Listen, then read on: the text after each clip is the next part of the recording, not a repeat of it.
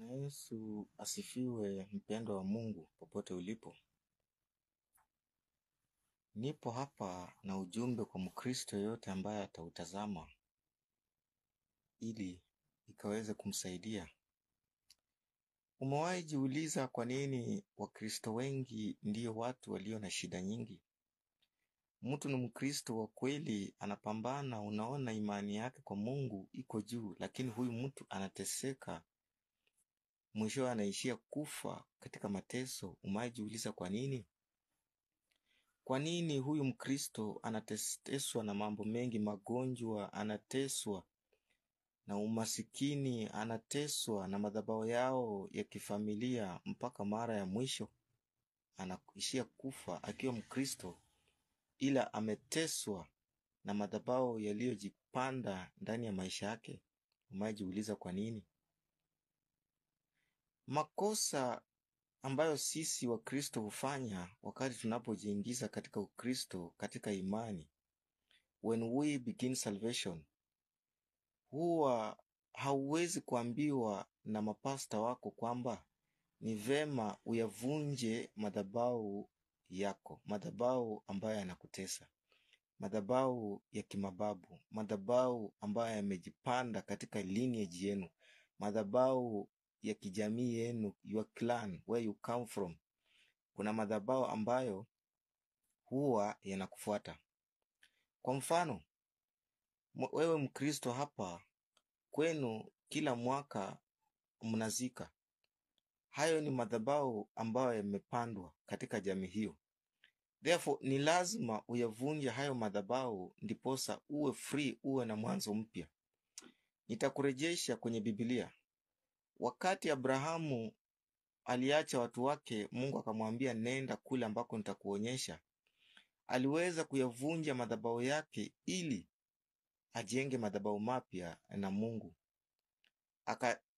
Akayavunja yale madhabahu ya wale watu wake wa jamii yao ambao walikuwa wanaabudu mwezi, miungu kwa mfano wa mwezi. Akayavunja yale madhabahu ya kutokuwa na mtoto, kwa maana alikuwa hana mtoto, he was childless. Akayavunja yale madhabahu na kujenga madhabahu mapya. Mfano wa hii topic ambayo ninaizungumzia ni nabii fulani katika Biblia, ambaye alikuwa nabii wa Mungu kweli, anafanya kazi ya Mungu kweli, lakini alikufa akaachia familia yake madeni. Alikufa akiacha madeni nyuma. Mke wake akamwendea nabii Elisha akamwambia, nabii wa Mungu, bwanangu amekufa na ameniachia madeni. Watoto wangu wanataka wachukuliwe ili walipe deni. Unajua ni kwa nini huyo nabii wa Mungu alikufa na madeni? Ni makosa yapi aliyokuwa ameyafanya? Yeye alikuwa mtu wa Mungu. Mbona Mungu hakumsaidia kwa ajili ya hayo madeni? Ni kwa sababu hakuyavunja madhabahu ya kifamilia yao. Hakuyavunja madhabahu ya madeni. Hakuyavunja madhabahu ya umaskini. Therefore, usipovunja madhabahu ya kwenu yanayokuandama, utaishiwa kuteswa na yale madhabahu mpaka nyakati zako za mwisho, mpaka siku zako za mwisho. Watu wa kwenu walikuwa maskini, utakuwa maskini mpaka siku ya mwisho. Watu wa kwenu walikuwa nakufa mapema, utakufa mapema hata kama wewe ni Mkristo. Ni lazima uyavunje yale madhabahu ili ukajenge madhabahu mapya na Mwenyezi Mungu, ili naye akaweze kutetea. Wakati hujavunja madhabahu, yale madhabahu ya jamii yenu ya huko nyuma huwa yanakufuata na yanakumiliki na yanakudhibiti. Pastors wengi hawakupi nafasi ya kuvunja yale madhabahu ili yale madhabahu yazidi kukutesa kila siku huko kwake akusaidie. Na hakusaidii kwamba uyavunje hayo madhabahu ili uanze maisha mapya, ili uyajenge madhabahu mapya kati yako na Mwenyezi Mungu.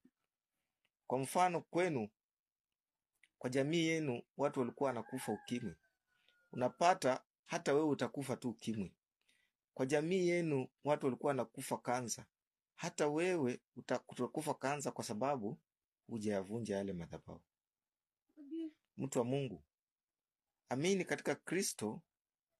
Ukishaamua kuwa Mkristo wa kweli, tafadhali yavunje madhabahu. Tafuta madhabahu makubwa yenye nguvu, uweze kuyavunja hayo madhabahu ya kijamii ambayo yanakutesa.